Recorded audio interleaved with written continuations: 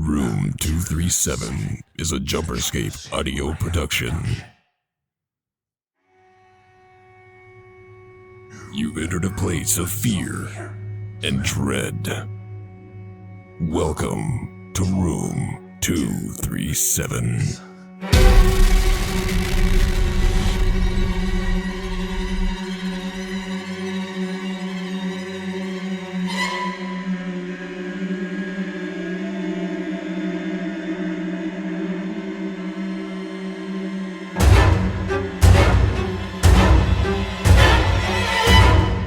Hello and welcome to Room 237.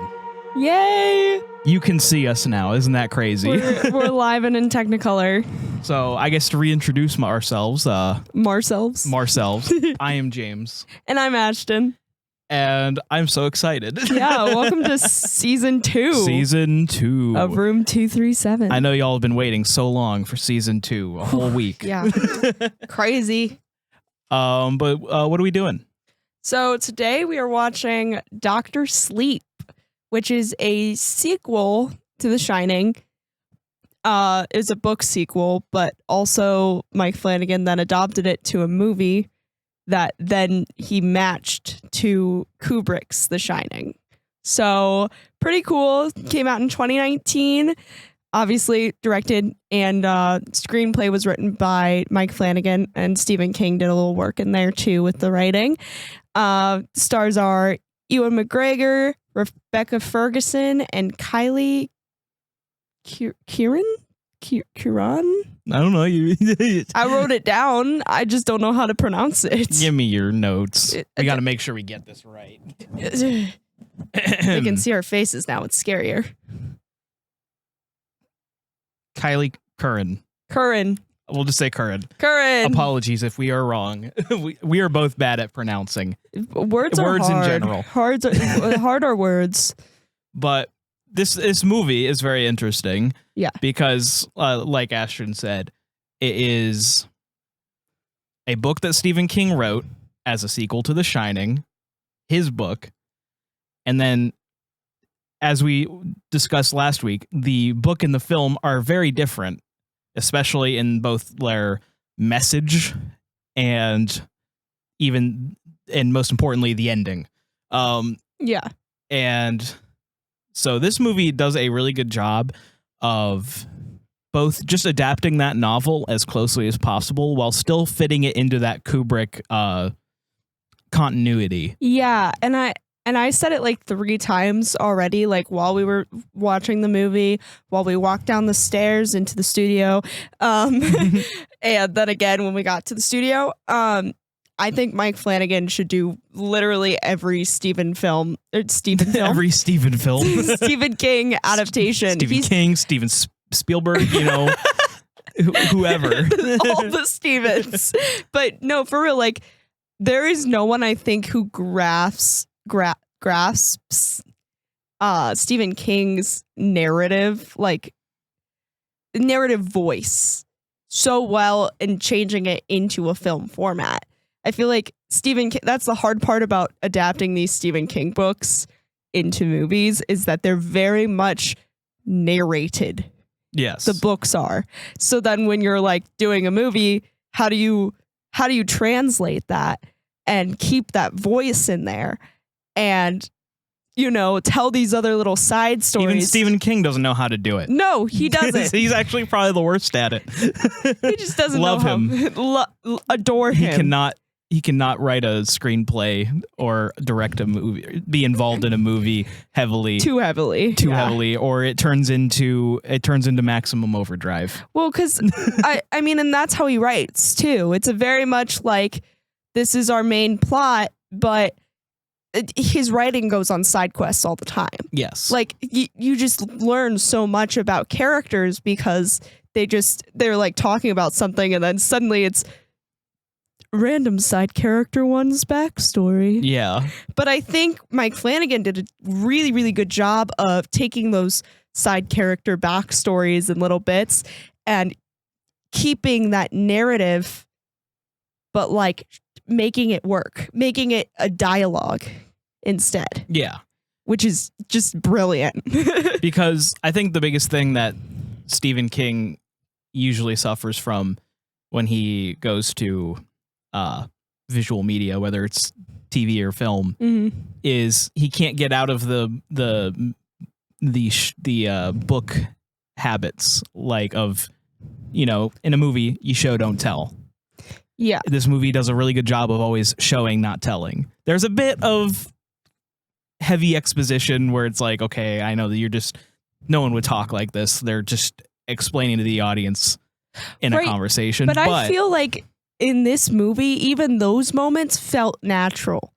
Like, I feel like Mike Flanagan is, again, it's the dialogue. He's good at turning narrating into dialogue. Yes. And that is just something that no one else, I think, has been able to do as well. Yeah. And I'm sure we'll get into this more, but I think where it's done best is with the villains of the story, the True Knot. We really don't learn that much about them. We're shown just, you can make your own, like, you can figure it out. Right. Just based off of small conversations they have. You know, they're all really old. And you know, you can tell kind of maybe what era of history they're from, because they're all different ages, but they're all way older than a human should be. And actually, that was taken really into consideration when making this film, because they purposely did the fashions of each different character to match the era, like from the centuries, plus added on. And if I'm not mistaken, each actor was able to basically kind of write their own backstory. Oh, which I think is awesome. That's a great way to, and that's how you know, like, a good director is a really good, they're good at making their, like, helping their actors to get into their characters by giving them, like, assignments. Yeah. Like, that's how a lot of directors work with, like, children in movies, but not enough directors, I think, do that stuff for adults. They just expect them to act.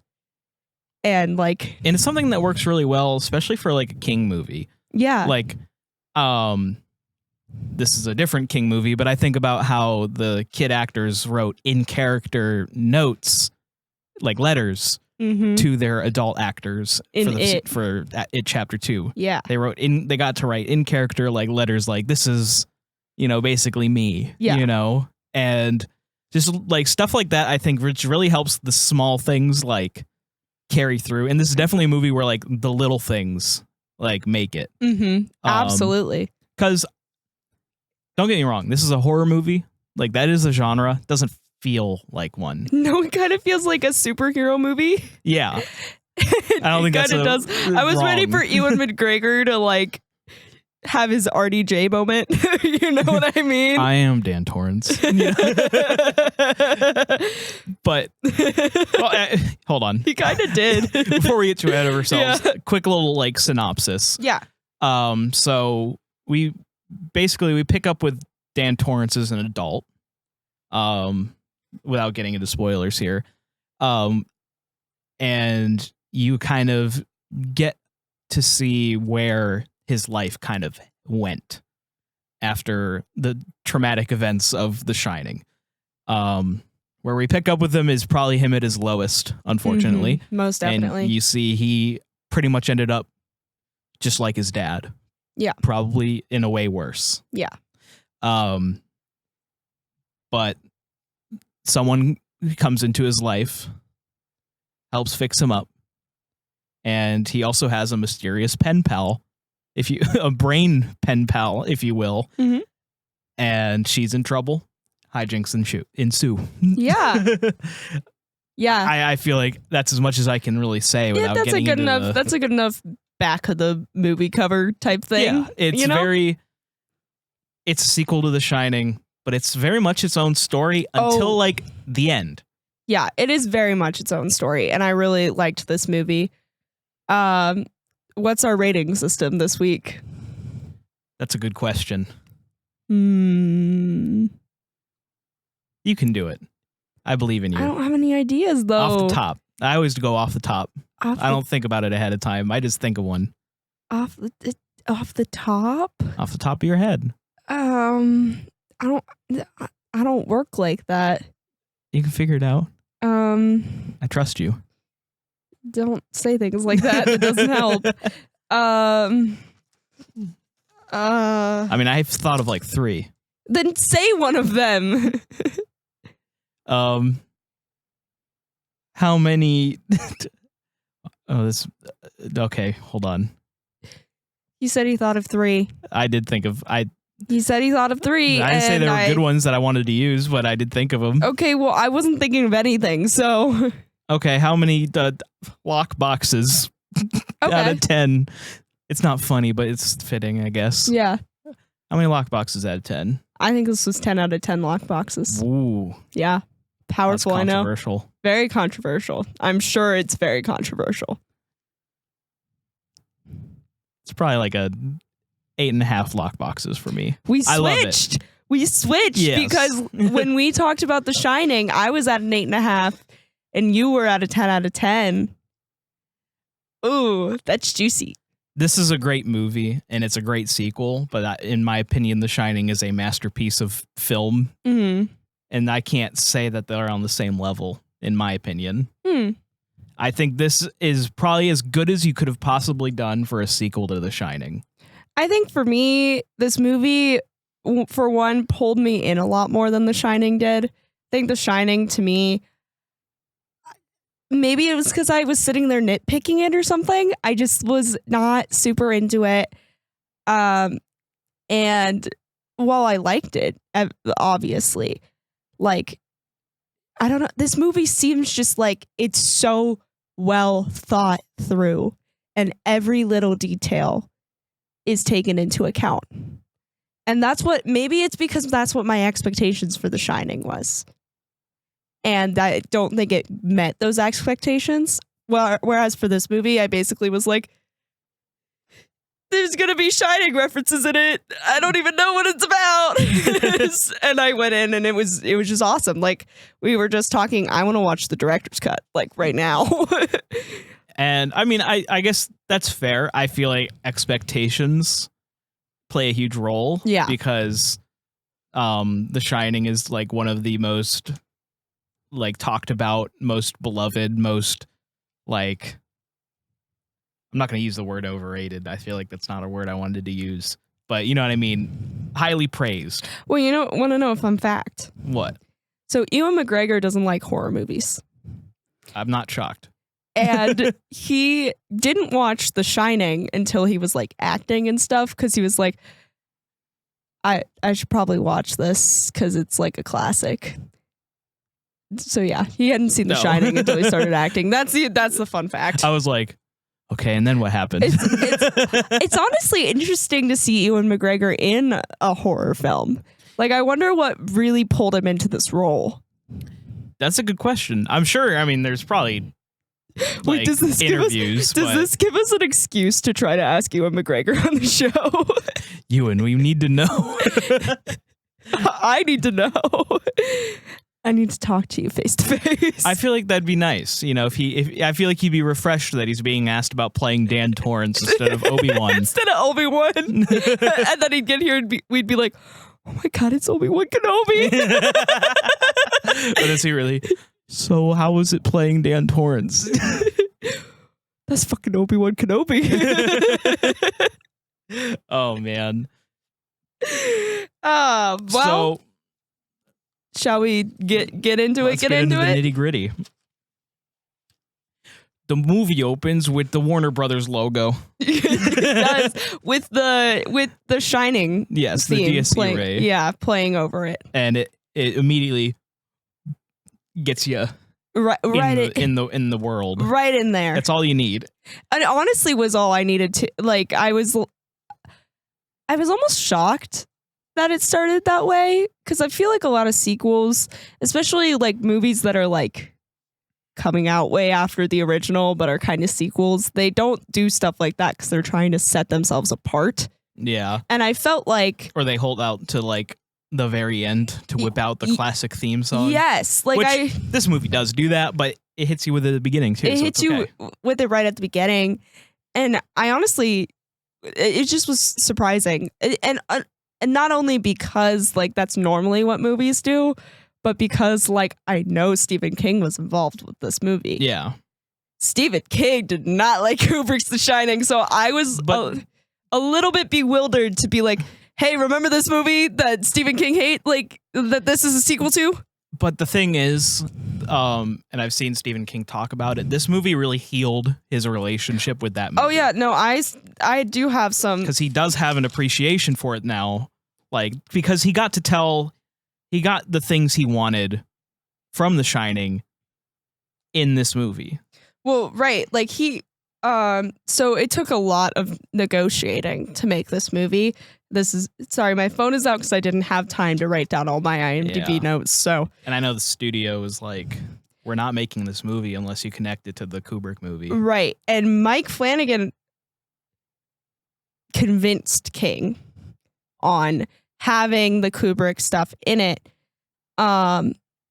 rather than Stephen King's version of The Shining, because that's what Stephen wanted, like his mini series to connect to the mini series. Which the studio's right. They're like, yeah, and because the studio is also on team connected to the Kubrick movie, because the general public would just be confused. Yes, and that's what Mike Flanagan said. Most people don't even know the miniseries exists, right? And that's what Mike Flanagan said. Like, audiences aren't gonna see things and be like, oh, that's from Stephen King's miniseries from 1997. Like, so it took King like reading the screenplay that Mike Flanagan wrote to really like let him take that in. And he said, everything I ever disliked about the Kubrick version of The Shining is redeemed for me here. And you can see it. Yeah. In this film, like, you can see that. Because there's two trains of thought, I think, with this movie. If you love the Kubrick film for its mystery, you might not like this movie. Because this movie kind of spells out The Shining a lot. If that makes sense. Yeah. It shows that the Overlook and its power was very literal. Mm-hmm. The cabin fever element is kind of like, it's there, but it's definitely shown to be, it does what Stephen King probably wanted, and that show that Jack wasn't just always like that. He was a good person. I think it goes this movie does such a good job of kind of not like redeeming Jack, but making you feel that he was like a good person and a good father and someone who tried. Whereas the Kubrick film just makes him seem like a bad guy the whole time. Yes. From the beginning. Like, because the read you get after watching the Kubrick movie is Jack was always this way. The hotel just brought it out. Right. You get this reading that he was always an abusive father and an alcoholic. And, he spent some time cooped up in a hotel trying to write a book, and it got worse. But this movie puts into perspective that Jack was working on himself when he took the job at the Overlook. Yes. He was writing his book there because he was working on bettering himself, and he thought that would be a peaceful place. Yes. To write his book and better himself. And the hotel, spend time with the family. Yes, and the hotel and its mystical powers are what ruined that and brought out the things he had been trying to work on, basically. And what I love about this movie, and I promise we're going to go a little bit more sorry. plot by plot. No, it's not your fault. It's hard with this movie. The things about this movie that I want to talk about are the themes and kind of the resolutions you get from the kind of cold ending of The Shining. Yes.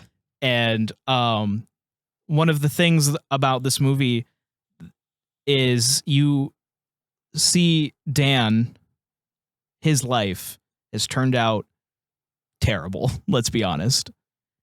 But you get to see him overcome the things his dad couldn't. And I think that is probably like the best part of this movie is kind of getting to see Dan live like what he wanted to happen for his dad, like vicariously. You know what I mean? He even says it. Yeah. Like, I mean, it straight up spells it out. It is spelled out right in front of us, and I love it. I think it's great. But we open the movie Yes. with our first meeting of the True Knot and Rose the Hat. They all have really weird names. Yes. But Rose the Hat is played by Becca Ferguson. Mhm. Yep, that's her name. And she does a great job of being just the worst. Yeah. And like we literally start this movie with child murder and immediately she lures a little girl named Violet over and is basically doing little magic tricks. I love that kid. I don't know the actress's name. I don't know. If you've seen Hill House, she played young Nell, and she's been in adorable. a lot. But Rose the Hat, she's doing like little magic tricks, and I just love this moment where she turns and like looks. She's like just sees all the whole True Knotter just standing in the woods, all like Yeah. just so stanced up. Yeah, they're all like in formation, and they're like, they have choreography. They do. I said Yeah. that later. They do. They have specific choreography for kidnapping and murdering children.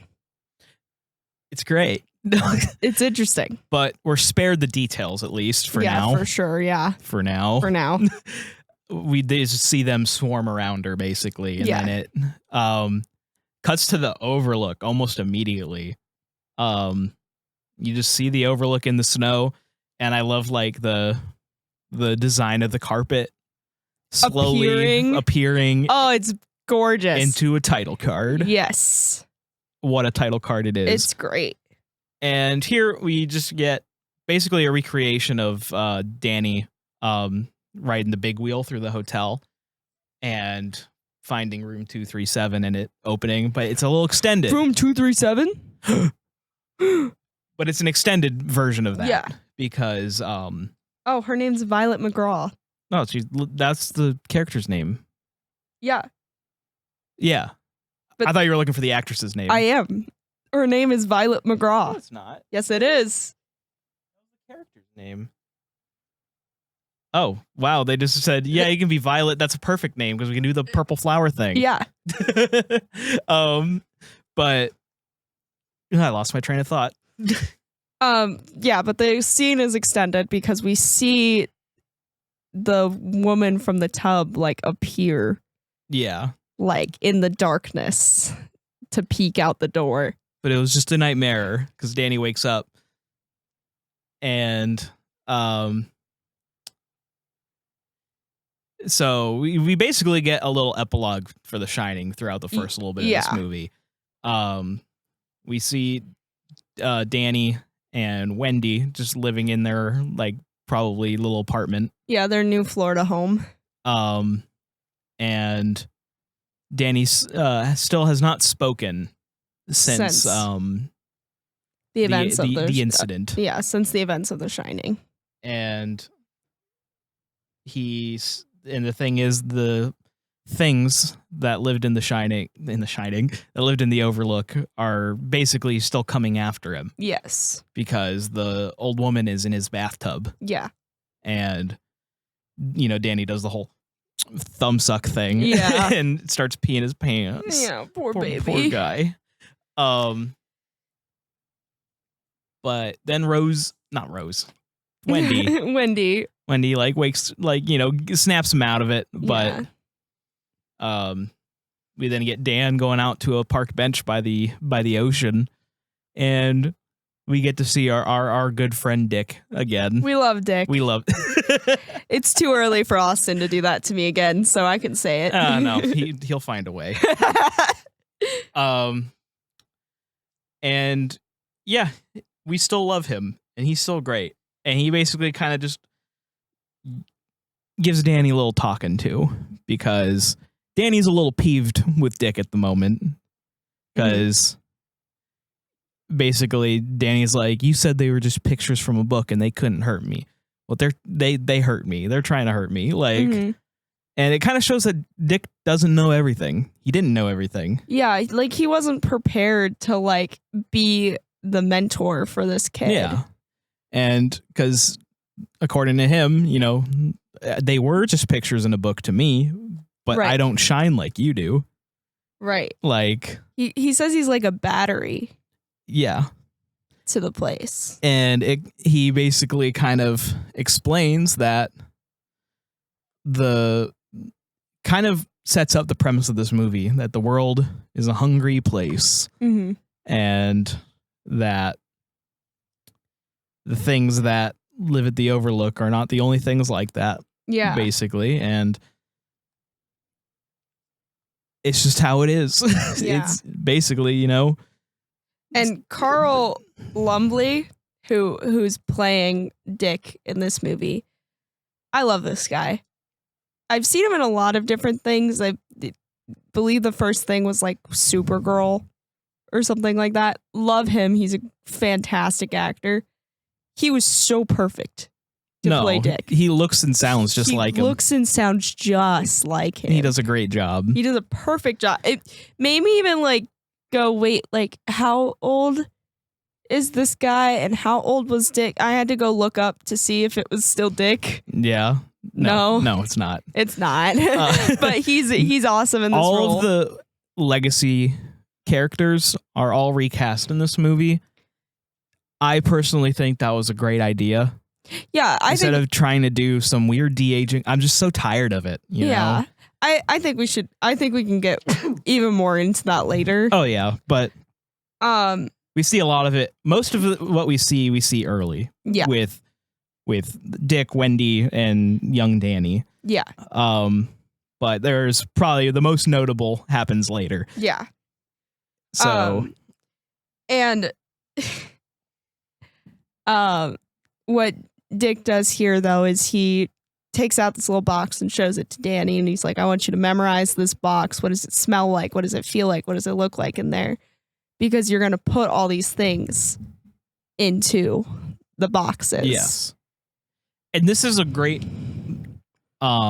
example of what I was talking about earlier. The exposition. Yeah, like the exposition is simple. It's not like getting too into how this even works. Yeah. It's as simple as you're going to make a box in your mind and you just put them in there. Like, we don't need to know, well, how does that work? What does that do? Like, what's going to happen? Like, literally, he even asks, like later, like, what happens to them in the box? Do they die? And then he says, do you care?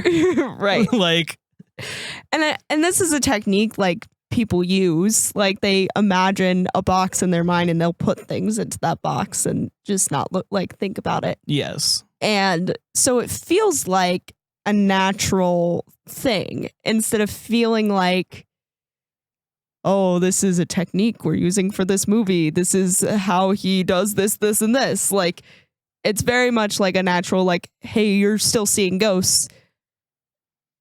I actually wrote, I love when adults tell me to box up my trauma.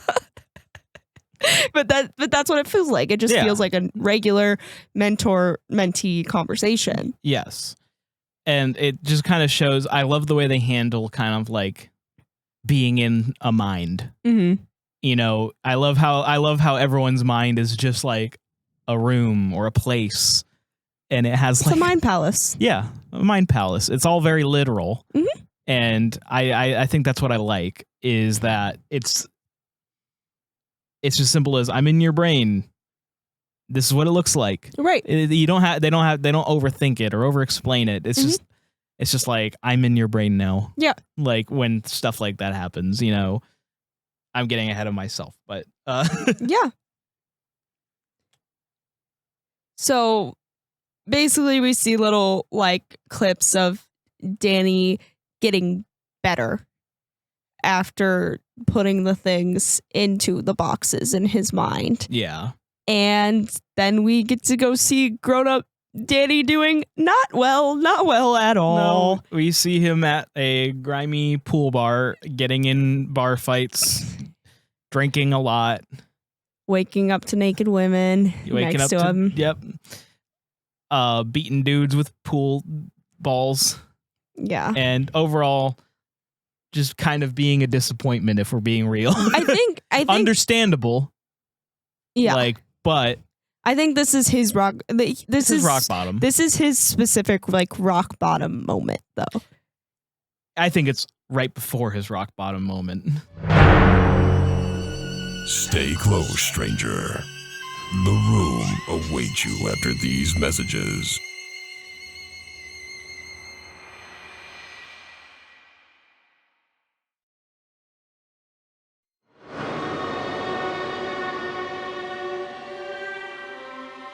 Oh, the bar is right Yes. before the rock bottom moment. I'm saying the scene as a whole. Yes, it's this whole like this whole setup is leading to the moment that he realizes that something has to give, you know, because he is home with this woman who he turns over and she's clearly puked all over the bed. Yeah. I don't think he thinks she's dead, No, he definitely doesn't think she's dead. but she's dead. Yeah. He gets up and he looks in his wallet and he has no money, and he's just like, damn, like she stole my money. So he literally just starts robbing her. Yeah. And and then this is, I don't know why I'm laughing, this is really upsetting. A kid walks in, a little toddler, and she's, you know, mommy, like, and he just picks up the kid, gives him Cheez-Its, and leaves. But before he leaves, Dick makes another appearance, and he's just like, you can at least leave her money, Doc. Right, because I didn't understand that she was dead, quite frankly. Part of the problem is, I guess part of the problem is I've seen this before, so I knew. Yeah. And who knows, maybe at this point she wasn't dead yet. Who Right. knows? But either way, the end result is the same. Yeah.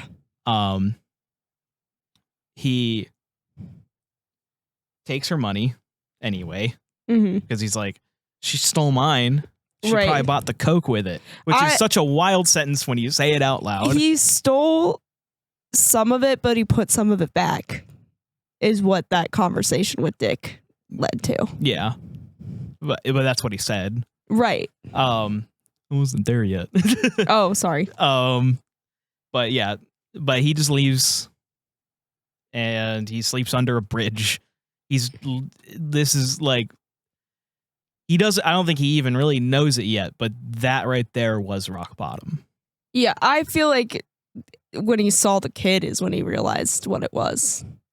Yeah. Because I think kids being in bad like situations like that is a trigger for him, because that's kind of what his childhood was. Yeah. So I feel like he saw the kid and he was like, oh, shit.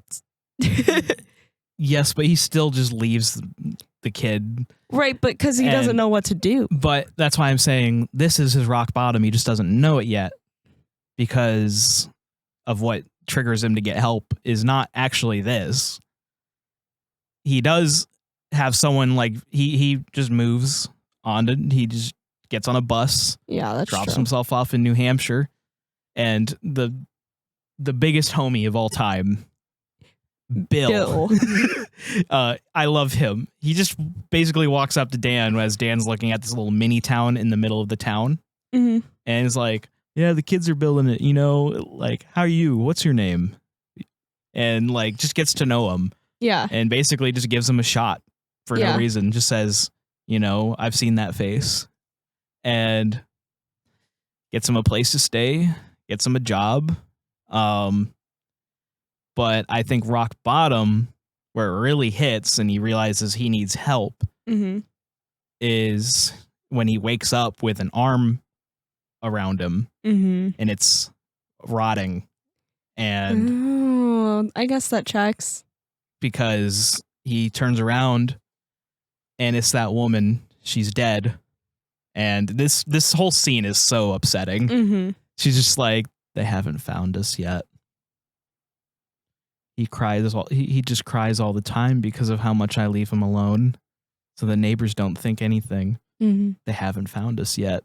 And then it shows the rotting child because he is dead. And that is why I say he hit rock bottom. I just don't think he really realized it fully until that happened, because he immediately goes and knocks on Bill's door Right. and basically says, I need help. Yeah. That was 1,000,000 miles an hour, but this is a long movie, so Right. we just got to do it this way. Yep. Um, So they go to an AA meeting. yes. And he takes it very seriously, and he talks to the guy. I thought this guy was a priest. I think he's just a dude. Yeah. Or he's a doctor. He's a doctor. Because I thought he was a priest. So Danny, like, is really grateful to him for, like, you know, just being welcoming. right. And so he's like, hey, you know how you thought someone stole your watch? Can't find your watch? Yeah, you remember you washed your hands after you talked to the kid who has the bone disease? You put your wash on the soap dispenser. It's on the soap dispenser. Just go check the soap dispenser. Because I was like, Danny, you can't just be a prophet in front of a priest. Like, and then we're gonna have to jump back after we talk about this next scene, because this story is pretty much split into 2 stories. So I think that's probably just how we're gonna have to do it. Yeah. Talk Dan, and then talk True Knot. Yeah. But Dan, then I love this scene. It's so weird because Dan's basically getting interviewed by this doctor after that. Mm-hmm. But it's in Ullman's office. It's perfectly recreated. It's a perfectly recreated down Ullman's to office. all the things on the desk except for the plate that says the doctor's name on and it. it's shot exactly the same. And it's honestly, I still don't really know what the meaning is. I don't know if there's really meaning behind it. I feel like that was supposed to start in really enticing the Shining fans. Like, Yeah. it's supposed to be like, oh my God, he's in the office. Immediately pulls your attention. You're like, oh, like, It's because that office is a weird color salmon. yeah. Like, Well, it's shot exactly the same too. Yeah. Like, in the way that the camera kind of lingers on Mhm. each of them, like after they've even finished their sentences, mm-hmm, like it's very similar. Like, mm-hmm. and I just think that's great. But basically, he gets a job as an orderly at the hospice. Yeah. But going back a little bit, we see what the True Knot's up to Mhm. at this time, Mhm. because there's a couple time jumps. This the first one, Mhm. and we see the True Knot is looking at this girl named we learn is named Snakebite Andy. Mm-hmm. They all have names like this. They're villains. They like to give each other villain names. Yeah. Okay. But basically, they call her. What do they call her? A pusher. Mm-hmm. She pushes. She basically like lures. She's 15. She lures pedophiles Yes. to meet her, and then she steals from them and then leaves like a mark on their face. It looks like snake bites. That's Yeah. why they call her Snakebite Andy. Yeah. But they're very interested in this one, and Yeah. this is where we meet another member of the True Knot. His name is Crow Daddy. Yeah. They all have weird names. I get the sense that he was like a Native American, like Yeah. back in like Whenever. back in like the 18th century probably. And because like, and he's like their tracker. Mhm. He can just find people. Yeah. Like, or I think he just sniffs them out is kind of how he describes it. Yeah. And he's funny. He's like the talent scout. They make Yeah. a joke about that later. Actually, we'll Yeah. get there. And we Andy here gets basically confronted in the parking lot. And I love how her powers work on Crow Daddy. But they don't work on Rose. They do not work on Rose, because she's just like, you want to leave me alone. And he's just, Yeah. Like, and like, but then Rose grabs her and she's like, "You want to let go of me?" And she's just like, "No, I don't." Yeah. And that's got to be. Imagine if you're her and you spend your whole life just doing whatever you want because you just tell someone to do it and they'll do it. Yeah. And then this is the first person you come across where they're just like, "I don't think I will." Yeah. I do get the sense that Rose is taking more than she gives for the coven. Yes. And that's why she's so much stronger. More than likely. I mean, considering the getting head on our terminology, the steam is stored in her trailer. I'm sure she has as much as she likes. Yeah. For the most part. The other thing I wanted to mention about this scene is it's all in a movie theater. So I guess in the original novel of this, of Dr. Sleep, the movie that was playing in that theater when Andy did the snake bite thing to that guy was Raiders of the Lost Ark. And Mike Flanagan's favorite movie is Casablanca. So that's why it's Casablanca. That's fun. Yeah.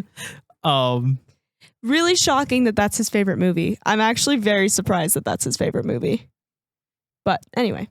But all of this is basically used to explain to you, without just telling you, like that's another thing. It just kind of shows you what the true knot are. Yeah. Because Andy wakes up in Rose's trailer and basically is given the offer, like, do you want to, like, basically, do you want to live forever? It's not exactly the words. It's live long, eat well. Yes. In fact, do you want to live forever is definitely not exactly the words. It's not. It's, in fact, a point that it's not. Yes. But she accepts, obviously. Right. Because I think it takes a specific type of person to just be like, yes. Right. You know? And you could say she was coerced or didn't really have a choice, but I think we kind of get to see later she's just like the rest of them. Right. She's a perfect fit. Right. But they do basically an initiation where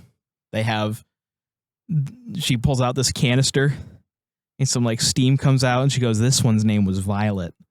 She's very special." And that was the girl from the beginning. And it's like, oh, and I guess it's a pretty simple process. They just feed you the stuff. Yeah. And you die and become one of them. You die and you become what is essentially vampires. Yeah. I mean, it's of steam, as they call it. It's very vampire. Yes. Because that's essentially what they are. They, instead of sucking on the blood of the living, they suck on like the souls. Yeah, of it's more like the energy. People who shine. Yeah, it's the shining energy. They suck up the shine of people, and it makes them live basically forever. Longer. Very, very long. Very, very long. And hence, eat well, live long. Yeah. And that's kind of basically the whole point of seeing Andy's initiation, because you think that she's going to be also kind of a main character, but she's not really. She's kind of just becomes one of the others after that. But yeah, we then get to catch back up with Danny, and because it's 8 years later at Not this yet. point. No, not yet. We do get to see him as Dr. Sleep Yeah. before the next time jump. And this is when he roll credits. Because we get to see Abra for the first time here. Yes. As a young kid. She's such a little cutie. Upon first watching the movie, it's like you're kind of wondering what this is going to lead to if you don't like know the source material, because we just kind of cut to a kid's birthday party out of nowhere. Well, for me, I just kind of assumed it was leading to the knot, because like we have been seeing it was the same kind of setup we were seeing with Andy. So I was like, oh, we're seeing other kids that shine that they're going to prey on. I figured that was just their next victim. Yeah. Basically. So yeah, that's fair. But I forgot what I was going to say again. She's having a little birthday party and they have a magician at it and he keeps doing tricks and she goes, I can do that too. I can do that too. And the magician is getting so annoyed with her. And that's great, kid. They like clean up the party and they come into their kitchen, like the parents, and there's just spoons on the ceiling. Spoons. And what does she say here? Abracadabra. Yeah. She's adorable. And they're like, oh. And then all spoons fall and it's a jump scare. Yeah. Honestly, like they're way too scared of this. I'd be like, but it's so cool. Like, it's not dangerous until the spoons fall. So yeah. Like I would have been like, no, you would have been freaked out. No, I wouldn't. Yes, you would have. I totally wouldn't. Yes, you would have. I totally wouldn't. Yes, you would have. You would have freaked out. I would have been like, that's cool. That's so cool. It's so harmless. Anyway, Dan has a blackboard in his apartment. We didn't mention that, but it's important now, so I'm mentioning it. There you go. Basically, they're pen pals. Yeah. Him and this Abra girl. She just writes hello on his board, and he just writes hi. It's more like hi for the first time, but it's cute. That kind of just establishes like that kind of plot development. Mm-hmm. But we get to see that there's this cat, a kitty cat at the hospice who knows when people are going to die. And the reason they call him Dr. Sleep, or I guess maybe only this one guy calls him Dr. Sleep. My guess is it becomes a thing. Yeah. Because later on we do see another hospice person about to pass, and he's not even surprised that Danny's sitting there and the cat's there. Yeah. It's very much I more just meant the name Dr. Sleep. No, I know, but I bet that's what they call him in the hospice place. But the cat, this cat's adorable. Yes. It's just like it's just looking at the camera all like but this guy's starting to freak out because he's like, it's my time, the cat's here, I'm gonna die. Yeah. And it's so effectively done. This old man who I don't know, like I'm like wanting to cry for him. I know. Because he's like scared. But then Danny gives him that comfort because that's what he does. That's why he's Dr. Sleep. And he earns the name because he said, maybe it's just like you said, you go to sleep. Mm-hmm. He's like, oh, Dr. Sleep. And roll credits. Yeah. If this was CinemaSin. So if you're wondering what the title is about, that's Danny. Danny's Dr. Sleep. Because he also is kind of a pusher. That's what we're seeing there. Yes. Is he literally gets in this guy's head and like tells him like it's just like taking a long sleep. Relax and rest. And instead of using it to control people, he uses it to like just help. Yeah. Or just to read their mind, basically. Yeah. Almost just calm. Yeah. So the man passes away and you see steam. So it begs I think it just goes back to the original where in The Shining, Dick says everyone can shine, just not everyone like knows. Yeah. Or can control it. Well, it's like how everyone has a little bit of the your brain can like put pieces together and kind of like come up with a situation that you might see in the future. Yeah. So it's kind of like everyone can kind of tell the future kind of thing. It's just on how your brain puts puzzle pieces together. So it's kind of the same thing where like everyone has a little bit of shine, you know? Yeah. And that's what I think is going on with Bill too. Cause he's like, I just have this sense about you. Like, it's almost like there are like the people that like really shine are more like influencers of other people's shine. Yeah. You know what I mean? Yeah, I get it. Because I think Bill does like at least have some kind of shine to him. Yeah. And it's like they attract each other almost. But then we go 8 years later. Yes. And this scene, if you're not ready for it, will choke you up. Because it's him getting his 8-year coin. And he basically, I can't do it justice. He just goes on a speech about how his dad was dreaming about doing what he's doing right now. How before it all went wrong, his dad got his 5-month pin, and he was so proud of himself, and he was happy and like that this is all his dad would have wanted. And then he dedicates it to Jack Torrance, and you're like, oh, yeah, it is emotional. Oh, okay. Are you okay? Yeah, I'm fine. It's like the next like couple scenes are just like a happy fest. Kind of. They're like, look at like it doesn't the last Danny long. ones. Yeah. It's just like, look at how well Danny is doing for himself right now. Because that is basically what it is. He has his life together. He's clean shaven. Yeah. You know, he's got hobbies.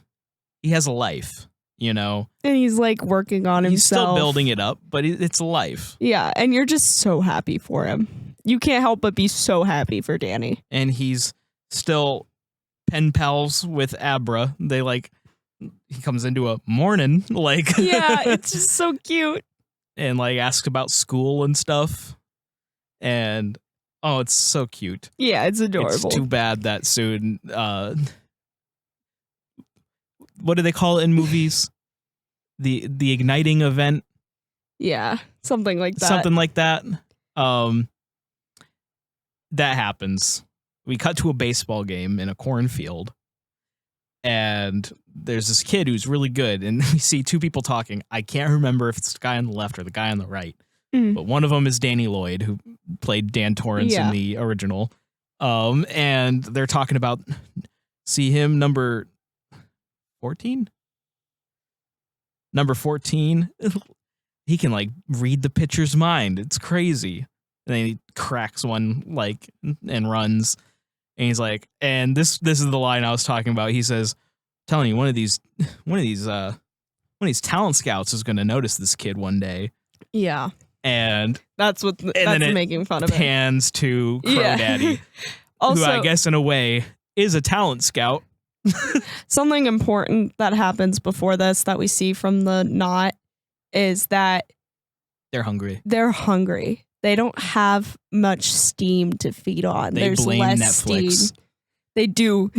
Among other things. It's a straight like boomer rant. Like if you went to watch like I did the Santa Claus like TV show remake and you were super disappointed because it was just Tim Allen being like, those freaking screens, like these kids suck these days. Because it's essentially it's a whole that. Yeah, basically like there's less shine in the world. I bet it's just smartphones and Netflix. That's it's killing the shine. It's killing the shine. The shine that we eat because we're vampires. Get on your high horse when you eat people, basically. Yes. They do. I bet you don't just eat people. They eat essentially their soul. They eat like everything about them on the inside. You're right. And it's like, I mean, I bet it's not the super sustainable, honestly, source because aren't shine people like special? Like, aren't they rare? Like, no shit, I guess. I feel like the ones that they, for the most part, find don't even know. Nope, have no idea what they are. They'd use their gift, but they just like assume. I'm sure that the baseball boy, I forget his actual name. They call him Baseball Boy a lot. Yeah. I'm sure he just thought he was really good at baseball. Yeah.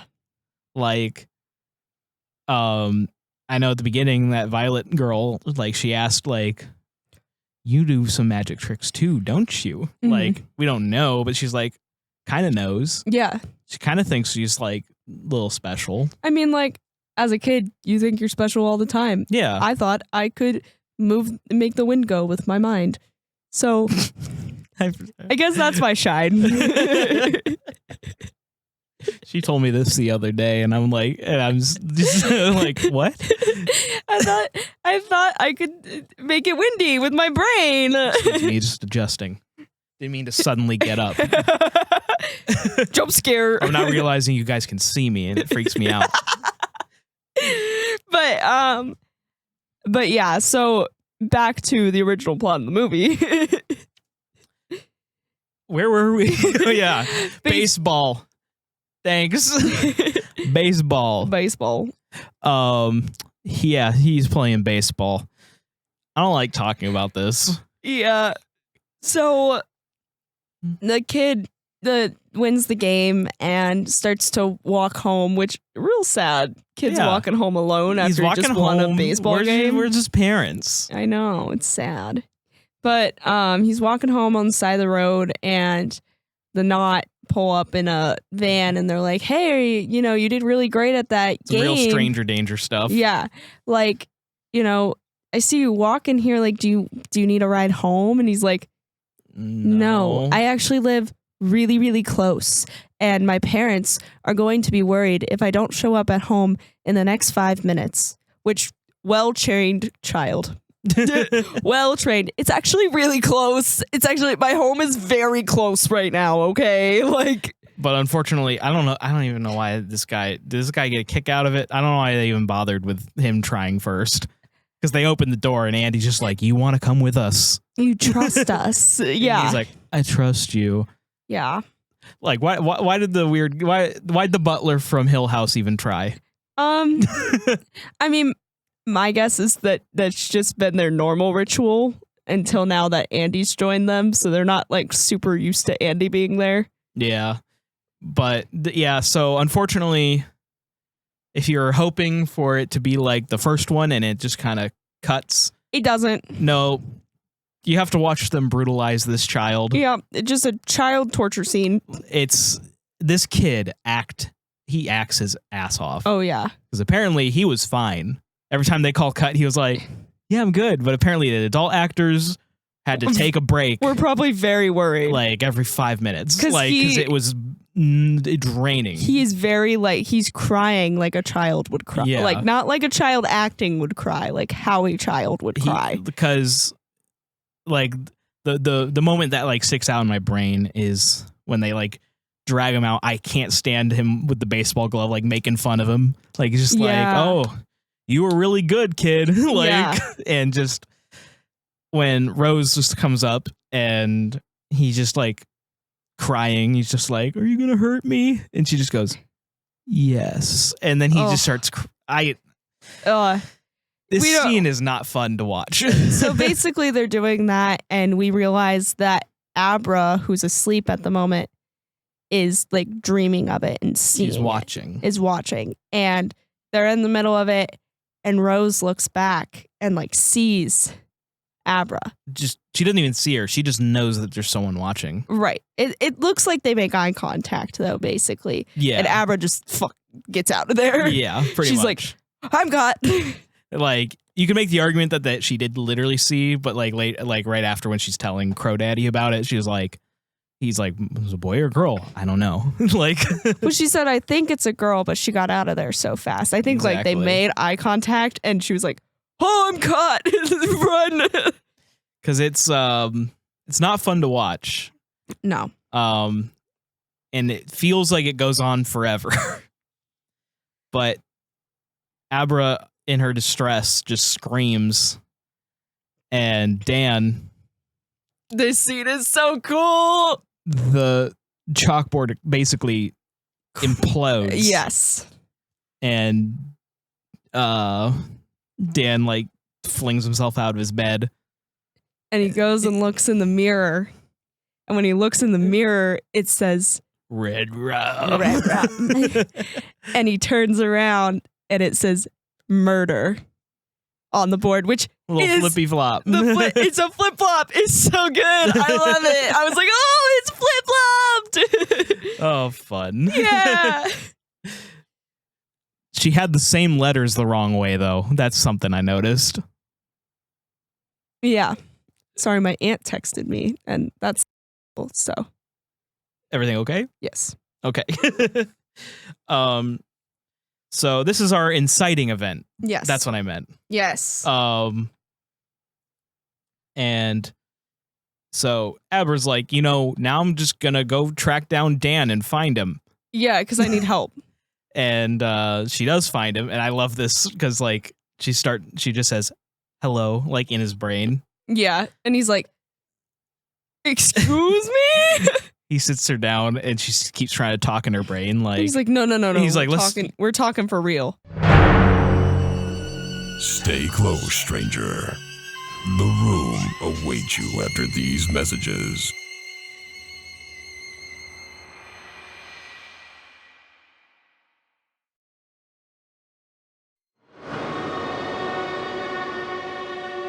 He's like, I love the line, let's use our outside voices. Yeah. But she basically comes at him with a crazy plan immediately. She's like, they killed him. This is him. Okay. This is where his body is. So you're gonna go to Iowa, and you're gonna find the baseball glove, because that guy wore the glove, and then when I touch it, I'll be able to find them, and then we're gonna do something. Yeah. And he's just like, are you out of your goddamn mind? Yeah. Like, he's like, you do not want to get involved in this. Like, go home, act like a normal person. Like, he put disappoints the things Dick into here. boxes. Yeah. What he says is, don't shine, hide, never shine again. Right. Go home. Well, because he senses danger, and he doesn't want her in danger, and he doesn't want to put himself in danger. He's right in his feelings, but what he doesn't realize, and what Dick's about to tell him, because he is soon going to see Dick again, is it's too late. Yeah. Like, this girl found you. They're going to find her. You have to do something. Right. He definitely doesn't realize the severity of it. He thinks, like, if she does it again, they'll catch him. I also love that, kind of just get it out in the open. He's like, can we make this quick? Like, this day and age, I'm a grown man and you're a child. I can't be sitting at a park bench talking to you. And she has a plan. She's like, no, like, I'm your my niece. Uncle Dan. Like, I'm your niece visiting. You're my uncle. I love that he's Uncle Dan, though, for the rest of the... I love Uncle Dan. He's Uncle Dan for the rest of the movie, actually. Yeah. Like, she calls him that. Yeah. But, yeah, so he's back at work. And this is where he finds Dick again. I love it, because the cat is like... When the cat is wanting to get into someone's room, it just sits in front of it and, like, looks at Dan, like, let me in. Yeah. And he just, like, looks up. He's like... I think you got your wires crossed. Your wires are crossed. Like... There's no one in that room. And he almost puts Dick in a box. I know. I love it. I feel like I'm doing these double entendres on purpose. But he doesn't. But this, unfortunately, is the last time he'll ever see Dick, because Dick tells him that. It's basically a passing of the torch. He's like saying, "Hey, like I wasn't like prepared when I met you. I didn't know. You just walked into my kitchen one day, and I'm still on the hook." Yeah, like such a good line. And basically, he just tells him, "Abra's your responsibility now, whether you like it or not. You have a debt. Pay it." Yeah. Chump. Goodbye forever.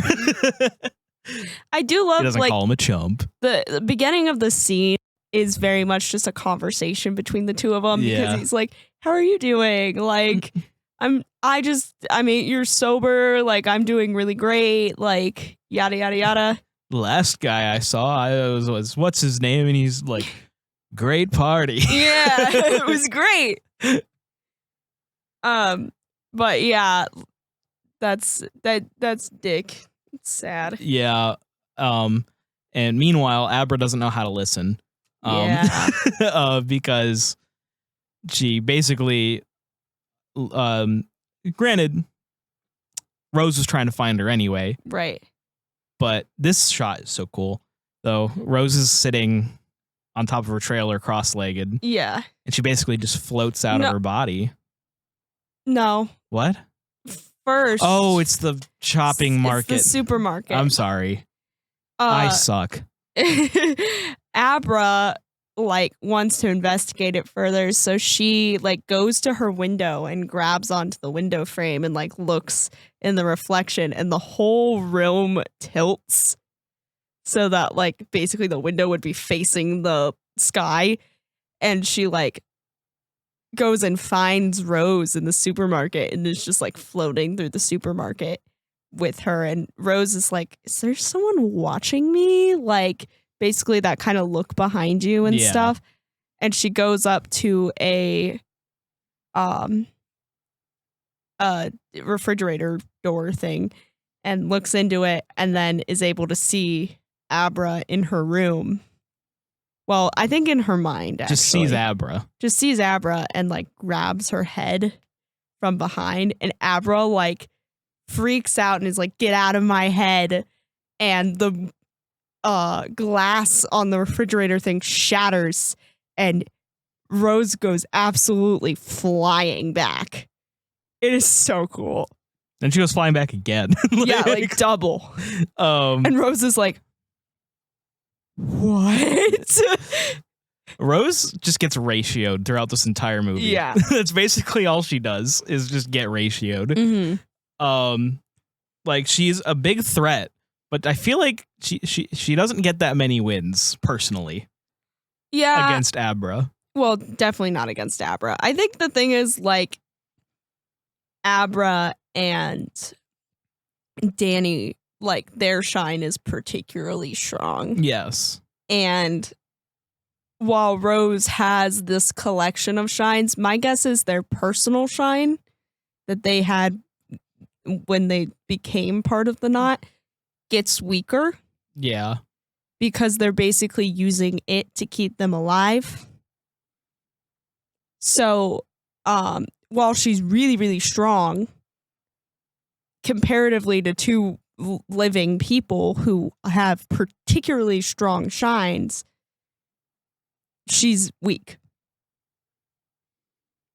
Probably why she goes after children. Yeah. Did that whole sequence happen?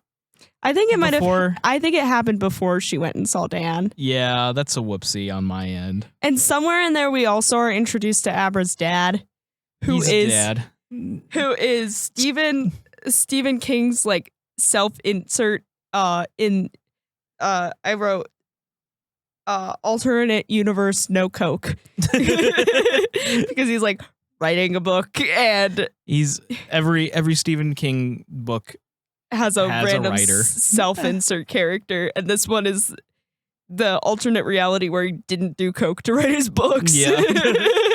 When he was just a normal suburban dad. Exactly. He remembers writing all his books. Anyway, sorry. we do get back. Fast forward again to the shot I was going to talk about. Rose tries to go find her again. Yeah. And I love she sits cross-legged up on her trailer, and she just kind of floats up, and there's this shot of just her basically floating above the earth. Like the earth is scrolling like below her or something. It's like she's like doing physical Google Earth. Yeah. It looks like she's in Minecraft creative mode. like she is my mouse when was playing on Google Earth as a like kindergartner or something. But she lands at Abra's street, and I love this kind of land. Also, does she ever wear shoes? You know, the Coven people never, nor like the witchy vampire people, they like never wear shoes. They're basically they just care. witchy vampire hippies. Yeah. Cool. Apparently as old as like Rome, but you know, she tries to get into her head, or I guess maybe she is kind of in her head. She's like let in. Abra's head is a file cabinet, which I thought was neat. Yeah. Because I did think she was just like looking at her like in her room, and then I saw the file cabinets behind her head, and I was like, why are there file cabinets behind her head? Like, I don't understand. And then the file. It's her brain. This is the Mike Flanagan hand trauma moment of the movie. Yes. Because it's not a Mike Flanagan moment unless they brutalize someone's hand in the most uncomfortable way possible. Because he knows it works. No, it does work. I don't know what it is about someone's hand getting hurt. It's so much more painful to look at than anything else. Yeah. It's because he knows it works. Because the file cabinet closes on her fingers, and then a spotlight comes on. It's great. It's so comical. It's so like perfect. Yeah. And Abra is suddenly there, but she has no eyes, and she has like a blue wig on. And apparently, here's a little backstory for this. This was the actress's choice. Oh. So in her room, she has a poster for Ruby. Oh, yeah. Which, if you don't know, is the Rooster Teeth like animation. I've never watched it. Yeah. Personally, but there was a Ruby poster in the room, and so her appearance in this moment is based off of a character from that show. That makes so much sense. Yes. So it's like a little detail of like world building, like showing that Abra loves this show. So of course she'd like disguise herself in like this way. Like that's brilliant. There's actually a figure of that character on her bedside. On her bedside. Yeah. Oh.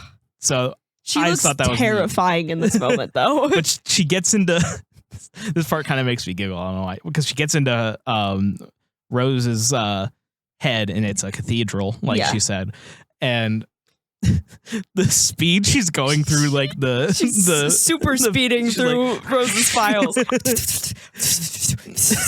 Yeah. But Rose, she's suffering from a little bit of Nightmare on Elm Street syndrome because her feet are stuck to the floor. Yeah. And she's like, and her hand is so gnarly looking. Yeah. Like the skin gets like peeled back she, from her knuckles. Pulls her hand out and it peels her.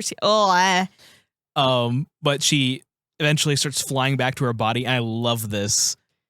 We see her body sitting there still, but then her astral projection body slams into her real body, and her real body goes flying in the same direction that she would have had she like. Yeah. And she doesn't have much time to be mad because she gets up all like, she got in my head. And her hand is gushing blood. Because she's a bit angry, but unfortunately, Grandpa, he's dying, or cycling is what they call it. They have a lot of terms. And what is cycling?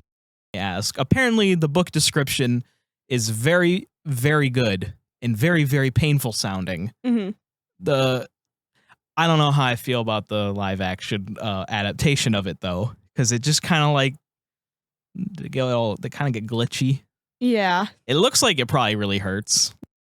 I think that's something that's just hard to portray, and they were gonna need to do it over and over and over again, so they wanted it to be something they could quickly just do. Yeah, and I will say, I do like the little drop of True Knot lore we get here. Because Grandpa's like, I'm scared. Yeah. And she's like, you're not scared. And basically goes on a whole, you've seen empires fall and people cower in their villages. Like, talks about like Rome and like, it just shows they've been around. You know what? You want to know what this scene did to me? What? It made me make a headcanon for this character. I think he's Rasputin. No. Maybe. He kind of looks like he could be, and then that would make Rasputin's really, really, really, really old, especially at Rasputin's time, because they said he was in Rome. Yeah. At the Colosseum. Yeah. Hanging out, watching gladiators. Yeah. I didn't say I think he died and became Rasputin. Or like I didn't say I thought he died as Rasputin and then became. No, I'm saying like he decided to play around with the royal family a little bit. And then people tried to kill him and he wouldn't die. But they do die. Right. But like they heal really fast. And like it took a lot to make. Let me have this headcanon. I know, okay? some of them just get shot in the shoulder and they die. Funny. No, they have to have multiple shots. They weren't getting shot in the shoulder. They like most of them you see them get shot in the shoulder and then a headshot, or shot in the shoulder and then a shot to the heart. Rest assured, they still die fairly easily. Okay, yeah, but they're also starving. That's true. So They're a little weak at the moment. yeah. Let me have my head cannon. I'm sorry. Anyway. Dan gets woken up by Abra. She's all like, I did it. I got in her head. Like, Yeah. And he's just like, Oh, I gotta do this. He's gonna go right on the board, but then he's just like, just talk to the kid. Yeah. And he gets in tune with his shine probably more than he has In a while. at maybe ever. Yeah. And talks to her. And basically, you know, he is basically like, okay, we gotta do something. And he goes to Billy, and this is why Billy is the homie. He says, I'm gonna tell you a story, and I need you to try your absolute hardest to believe me. Yeah. And the story, we don't hear him tell it, but you know it's probably absolutely insane sounding. But the next cut we see is Dan driving and Billy is asleep in the passenger seat because he's a homie. Yeah. Okay. But she's guiding him to Baseball Boy's body. Yeah. And this moment is really that I'm getting to, like, is one of my favorite in the story because Billy's just trying to not go like look at Dan like he's insane, but it's really hard because he even says, he's like, well, we're here, so there's going to be two possibilities. Either one, you're wrong, that means you're insane, and but I can work with that. Yeah, he's basically like, if you're going crazy, having a mental breakdown, I can help that. Like, I can do something about that. But if not, and then Dan's like, I know, it's a lot worse. And I'm sure Billy was really hoping his friend just, you know, actually snapped and cracked a little bit. But they start digging, and I just, like, it's a bit long-winded, but I still love this moment because Dan just says, do you smell that? And then it's just a little piece of character building. Billy tells a story. He just says, I used to hunt. And he said that one time he was tracking a deer for 2 whole days, and he finally found it, clipped it, like, you know, just clipped it with a bullet. And then it just vanished. And then he was out there days later, miles away. And just the smell hit him, and that he found that deer. And that there was a smell he could never forget, and that he's never hunted since that happened. Yeah. And then he says, this is that same smell. Yeah. And I think, like, that is where I was like, Mike Flanagan is the guy to do Stephen King adaptations. Yeah, because it felt completely natural. It felt supernatural, and like that, it felt like that's what Stephen King is feeling is happening when he's writing these books, and it goes on a long-winded explanation like that, or a long-winded takeaway, you know, flashback. That is what Stephen King is imagining happening in that moment. Yes. And it works so well. And I just think, Mike, do them all. Please. Do more. Do them all. Do them all. And I think that might be just what he does. It's not just Stephen King. He knows how to take the voice of a novel and put it onto screen. And make it dialogue. And make it, yeah. So anyway, that was where I wrote that down, because that was the scene where I was like, I know if I was reading this novel, I would have read probably like at least 3 paragraphs, if not 2 whole pages. That was this backstory, and been like, how in the world do you make that into a movie?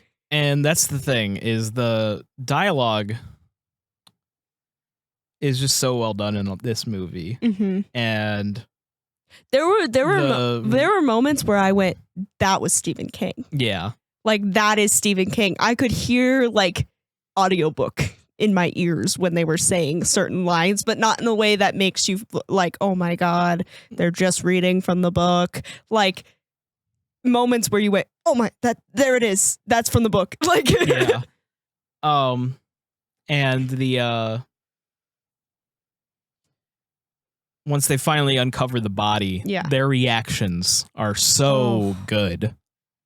Obviously not good as in like, no, they're that's real. exactly what I want. It's just very real. Puking, like panicking, and kind of just that moment, the symptoms of shock, where Billy is under extreme duress, and Danny just says, "I'm sorry, Bill." Like, it's real. Like, and I'm sorry I got you mixed into this, but yeah, that's just how it is. But they start driving home, and they allude to a stop. And my brain always forgets that we don't see another stop in the movie. He's like, we need to make a stop. Yeah. And he's like, you still got those hunting rifles? And then we cut to them getting to Abra's house. And I'm like, my brain for some reason always makes up that there's another side quest before they get to Abra's house, but there isn't. There isn't. It's just them grabbing guns. Yeah. But I love this because they pull into Abra's house, and their dad comes out and he's like, are you Uncle Dan? Yeah. She's 13. She's 13 years old. And he goes like, did you show him? And she's like, I told him. He's like, show him. Because he's about to start beating the shit. Yes. Dan. And then she does. She like shows him with her mind, and her dad is like, he's like crumpled in a ball on the ground, and Dan just goes over and just kind of like pats him on the back and, you know, comforts him, and it flashes us inside the house, and her dad is quaking, trying to pour a shot, and then he tries to offer it to Billy and Dan, who are both recovering alcoholics. I don't know if you picked that up. and they go, no. Like, and he's like, oh, and he starts pouring himself some more. Yeah. And so we get just alluded to there being a plan, right? But they don't tell us the plan. We're just going to see the plan. Yeah. A magic trick, if you will. Yeah. So we see them driving off into a park. Mm-hmm. And Abra's like, they're following us. And he's like, let them. And the whole time I'm going, are they going where I think they're going? And I'm like, they're in New Hampshire. And I was like, oh yeah. I forgot we're not in Colorado right now. And but Abra's just sitting up on a park like picnic table, just crisscross applesauce, and then the True Knot pulls up in their sick Winnebago. And once again, choreography. They all walk at her like in they make a formation. Like there's 4 in the back and 1 in the front, and it's like, and it's Snakebite Andy's like leading the charge. Yeah, and she's just like, "You want to come with us?" and all that stuff. And Jazz jabs her in the neck, and like, well, that was easy, right? And then she looks back, and it's just a stuffed animal. Yeah. And then they just start, a firefight happens. Killing them. They just they get ambushed from the trees. And I'm just saying, like, Danny and Billy just mop them up. Yeah, for real. All of the mostly pretty much nameless True Knot members, like, just pretty much die in the first, like, minute of the firefight. Right. They're good shots. They're good shots. And they have cover and surprise on their side as well. Right. But it's down to just Andy, and I hate this woman. First I was so sad. I was like, I mean, she's only been with them for a little while, like, you know, like she could have had a redemption, I guess. And then she does the unforgivable. First she's controlling Dan, trying to get him to go to sleep. Right. But before she's about to shoot Dan, she gets shot in the neck by Billy, and she's on the ground cycling, and you're like, oh, and I'm like, no, fuck her. Like, fuck her. Yeah. And then you're like, and then immediately after she just goes, kill yourself. Yeah. And Billy kills himself. Yeah. And he's the homie. I loved him. I loved him too. I wish I had a Billy in my life to just make me a better person. Right. Like, granted, I'm not nearly as in the dumps in my life Right. as Danny here. Right. But I feel like if everyone had a Billy, that would just be like, hey man, I've seen that face, and then somehow just like be like, here's a cheap apartment. That'd be cool. Right. Someone who knows where to get a cheap apartment. I'd like to have a Billy. I guess it wasn't that cheap. Actually, It was no. 80 something dollars a week. Yeah, it was like, yeah. That's actually, that's pretty cheap, It actually. wasn't Never mind. that bad at all. Because that's like what? $400 a month ish. That's not terrible at all. Never mind. Great price. Yeah. I lost my train of thought again. Thinking about cheap apartments. Yeah. Oh, Abra gets taken by Crow Daddy Yeah. because he wasn't there, and she was like, "Where's the crow?" And he jabbed her in the neck Immediately with a needle. Yeah. And unfortunately, this led to the death of the coolest dad ever. Yeah. It's a shame, but he is now no longer with us. And so this is what we would call the low point of the story for Dan. Yeah. In his morale, because he finds her dad's body and he grabs the scotch and he comes so close to I'm like, don't do it, Danny. drinking Don't again. do it. Don't do it. and it, like, this scene always breaks my heart because he's just like, you can tell how much his brain is telling him drink, Right. drink, make it stop, you know. Right. But he gets his resolve back. He throws the bottle on the ground, really violently. Yeah. And he tries to get in touch with her, tries to reach out. Mhm. And I love this scene because he sees. First, we do get a little scene of Crow and Abra in the car, and Crow's just kind of rubbing, putting salt in the wound. Mhm. It's like, no one had to die. It's all your fault. Right. Same thing happened. I got you anyway, and now your dad's dead. How's that feel? And also, I gave you a bunch of drugs, so you can't do Shining stuff. Yeah. But Dan can, and Dan, like, straight up just, I love how I love that with The Shine, people just know they can do something. Right. Because Dan just says, let me see your hand. And that's all it takes. And he possesses her, basically. Yeah. It's so cool. And she's doing such a good job of maybe not being Ewan McGregor, but Right. being like an adult man in Yeah. a child body. Yeah. Because it's just like, she just gets like, oh God, I feel hungover. Yeah. And he's like, I at haven't- first he doesn't question, Crow Daddy doesn't question it. He's like, yeah, I told you they were good. It's good stuff. And Yeah. then just, I haven't been hungover in years. And he's like, all right, this is new. Who are you? I'm the one who killed your friends. And I love this kind of dissection of kind of what the true not are by Dan, because he just kind of, well, he's kind of stalling a little bit at first, kind of Yeah. getting in his head.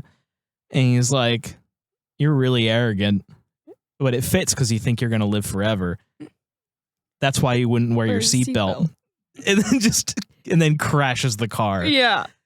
And it's so sudden because he's dead now. Crow Daddy. Yeah, because we don't even like see him really get launched from the car. Like we saw him go through the windshield, but we didn't see anything else. And then we just see Rose screaming, and it's like, because she's felt every single one of their deaths. I was like, oh my God, he's dead. Because they are all tied together. Yes. Hence the knot. They were not. And I love that she just like writhes in pain every time any of them dies. Yeah. I like seeing her upset because she's a horrible human being. She's not really even a human at this point, but Right. hey. And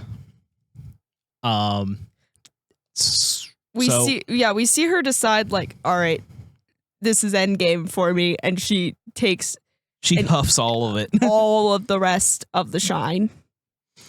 And I love this scene because she appears in front of Abra in the street. And Abra just keeps Abra just walks through her. She's just like, what can you do to me right now? Then that's when she takes it, because she gets out and she goes, all right, bitch child. Yeah, that's what it is. And I'm gonna use that. I wish I could use that. Stay close, stranger. The room awaits you after these messages.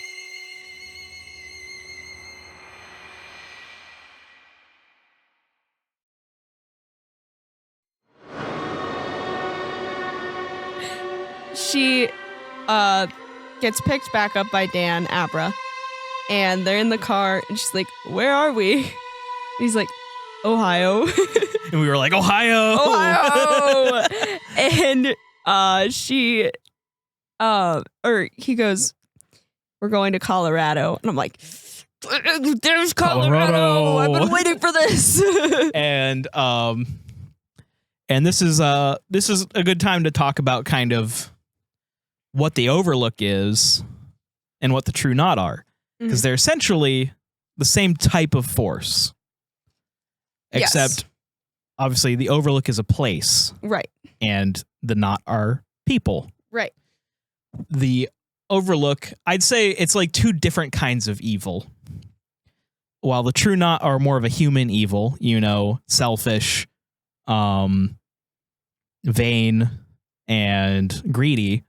The hotel's more of like a natural evil. Like it's like brutal, like non-discriminating, like hunger. It eats. It just eats. It has instinct, you know? And funny enough, we kind of see later the hotel does have thought. Yes. Like it has intelligent thought. It has a sense of self, because spoiler alert, I'd say the hotel itself, the energy of the hotel is what possessed Jack. It was the hotel's will, basically, that was what was in Jack. Not just the will of the people who died there. Yeah. The hotel itself. I would say it's the hotel itself. Because the hotel preying on his weaknesses. Yes. Just to fuel itself. And sorry, words are hard. I had a thought and I lost it. I wanted to talk about, so for this movie, obviously we're about to go to the Overlook. Mike Flanagan got his hands on the blueprints of the sets for the Overlook Hotel and recreated them. They were gifted by or given to him by Kubrick's estate. And I just want to take a moment to say how like impactful that is, because it's not like it draws you out of the movie or anything, but it almost makes it feel like more of a real place.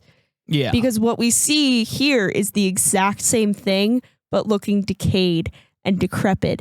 And it makes you feel like they just went back to the same set, but they built that. And it looks amazing. It looks perfect. Because we see some bits of the non-decrepit Overlook set. And like it's pretty much 1-to-1. Like it's uncanny how well the set was done. Yeah. Because man, seeing it again is awesome, and seeing the journey to it, because what they did, I know you have this written down if you want to say it. Yeah, no, it's good. So we see them like journey up the mountain to the hotel. Hi, kitty. Kitty cat. There's a kitty on the floor. We see them journey up to it, and they use 3 shots from the original film. There's the aerial shot over the lake that we see, and shots of the car going up the mountain. And basically they just corrected it to be nighttime, and then CG'd some snow. And it looks phenomenal. It looks amazing. And of course, they have the score come back. Yes. And a much more orchestral take. Yes. On Dies Irae from the original. In fact, they stop to get gas and then they go up the road and it starts right as the car starts up the mountain road. Oh, it's amazing. I wonder if was that the same place that Dick got the snowcat from? It might be like the same like location, but the building doesn't look the same, I don't think. Maybe. Who knows? That building was a lot larger. Either way, it was awesome. Just seeing it again, like in a different context.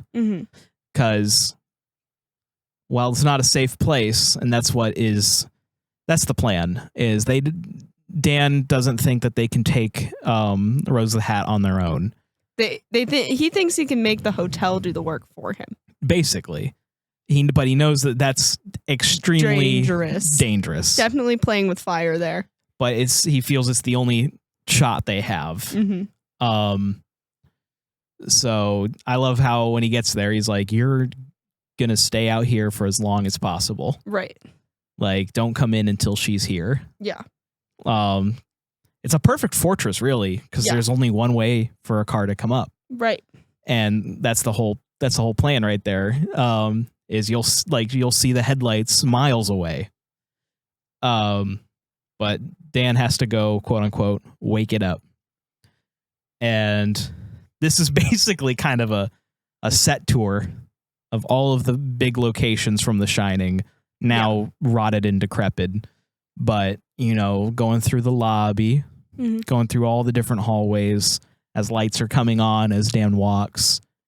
Not to mention he turned the boiler on, which the boiler is not a plot point in the movie, but if you know the book, you know the boiler is important.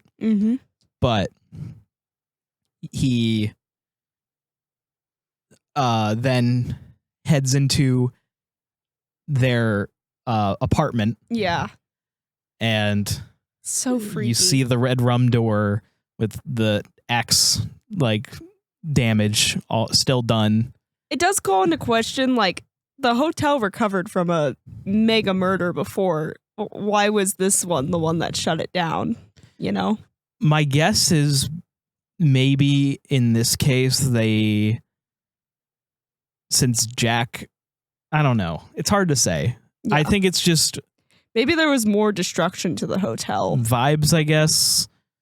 Like that. Or maybe this one hit it bigger in the news. Yeah, the issue of, I guess maybe just because there were survivors that could talk about it still.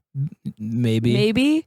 Plus the destruction to the employee wing. Maybe it just wasn't worth it. Wasn't worth the cost to fix everything.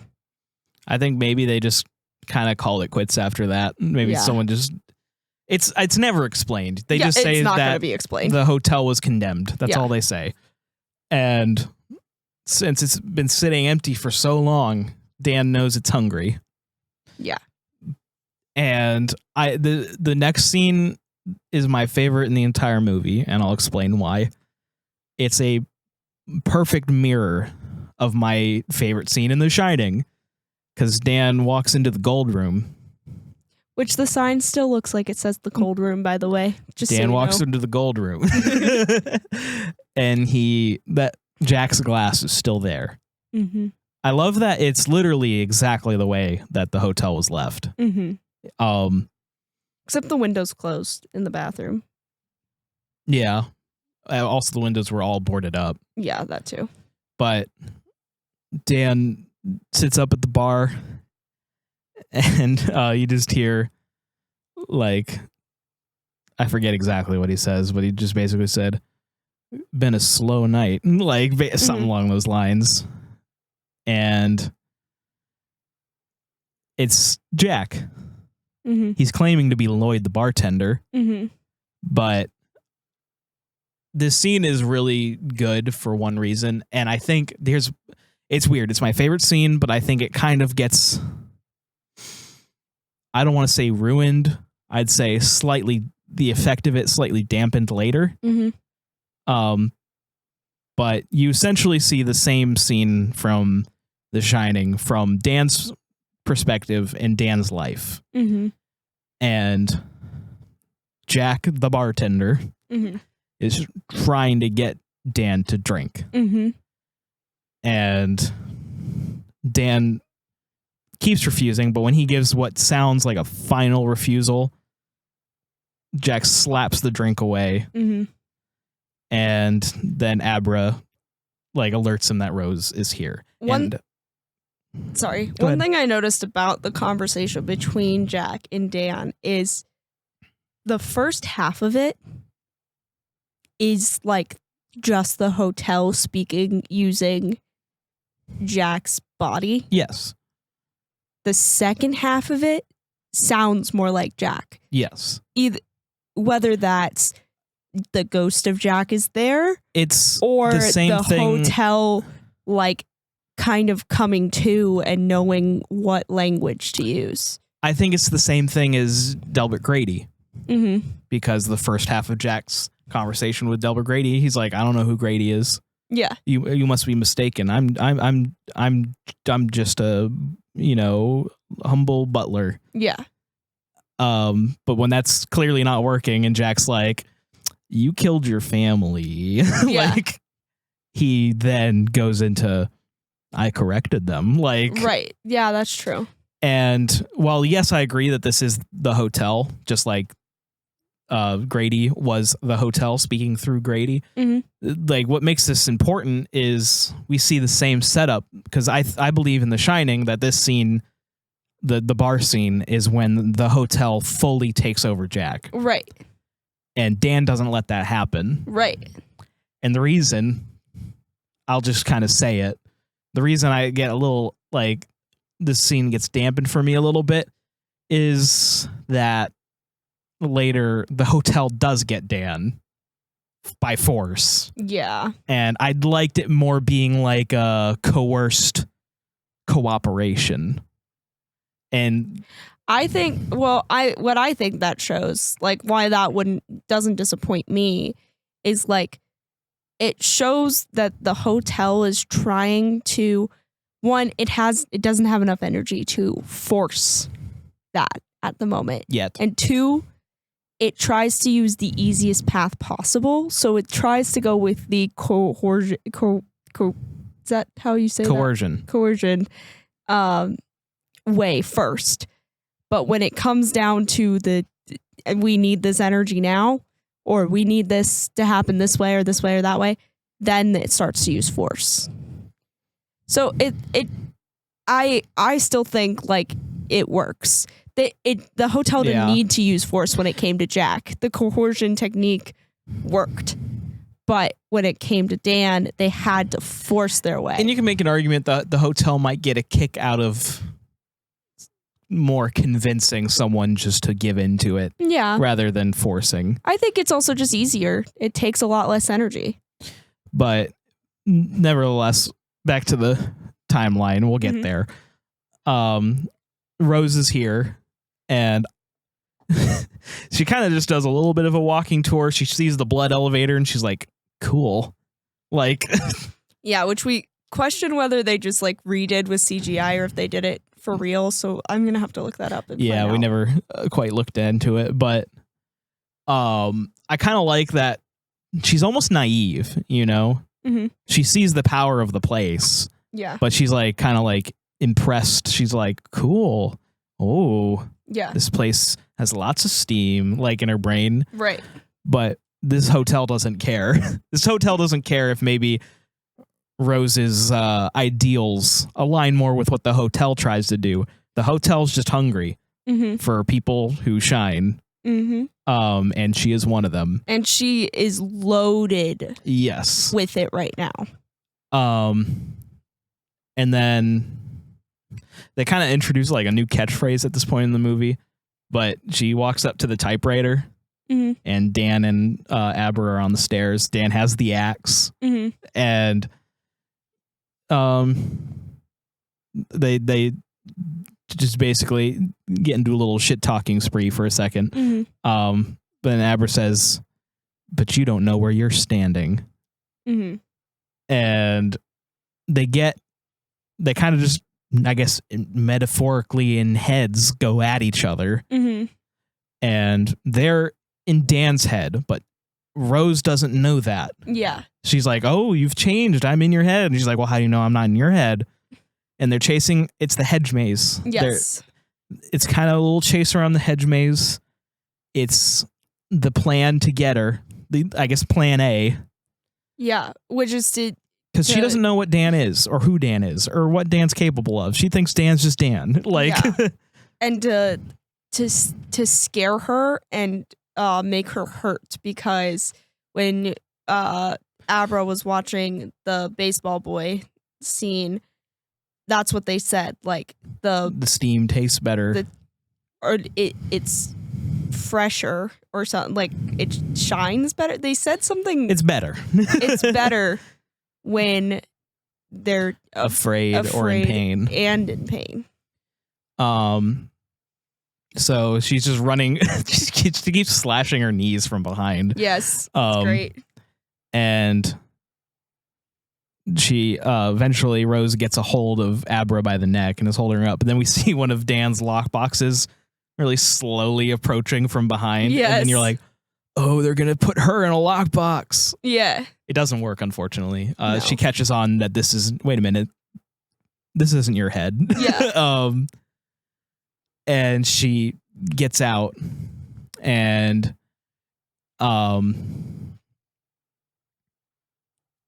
it's great. Yeah, it becomes a physical fight. Dan tells Abra to run out of there, and Rose starts coming after Dan, and this fight is kind of, well, she doesn't want to fight at first. It's the same thing. It's She's the coercion. Yeah, that she's like, hey, you could live for a long time. We could be pals. Yeah, like we could do, you know, Mhm. you can do whatever you want. You can indulge in whatever you want. No hangovers, stuff like that. And she ends up like he fights back anyway, and she gashes something in his He gets thigh. a good shoulder hit on though. Yeah. She sticks his femoral artery. Yeah. And tosses him down the stairs. Yeah. Ow. And she starts sucking the steam out of him and saying weird things like, you taste like whiskey. Yeah. And she gets into his head and she's like, and she's like, what are all those boxes? You know, like, oh, it's like, how much, like, I forget what her little setup for his one-liner is. Yeah. But he just says they're starving. Yeah. And lets them all out. And all the Overlook ghosts are just there they now. reach into her face, which we saw in another film we recently watched. What was that? Deadpool? Yeah, I think it was Deadpool, actually. I was going to say, I was like, that's all I can think of. I think it was Deadpool with the hands they're like in the literally face. digging into her. Like, yeah. just scooping out all the steam. Yeah. And they basically, she dies. It's kind of sudden. Yeah. It's nice because look at all the Overlook ghosts. Look at they helped. Yeah. And then they turn to Danny. You get 1 second of like a hero moment, and then immediately they're And the Grady twins, of course, are like, come play with us, Danny. Yeah. And this is when they possess him. Yeah. And like I said, personally, I like it. Also don't like it, mainly because I like hearing the hotel speak through Danny later. Mhm. But he running out of time, so like he chases Abra through the hotel, and Abra ends up in 237. And she like basically gets Dan to stop swinging the axe like right in front of her face. Yeah. And gets him to snap out of it for 1 second. And by basically saying, I know what you are, you're the hotel. Like you don't know where you're standing. That's Dan Torrance. Yeah. Like it's great. And he basically finally just tells her, I told you to run. I'm where I'm supposed to be. Go. Yeah. But she also tells the hotel through Dan, the first thing he did was basically overload the boiler. Yeah. So the hotel is just running to the boiler and it's trying to stop it. And then Dan like gets control again. Yeah. And this is how Jack died in the book. Yeah.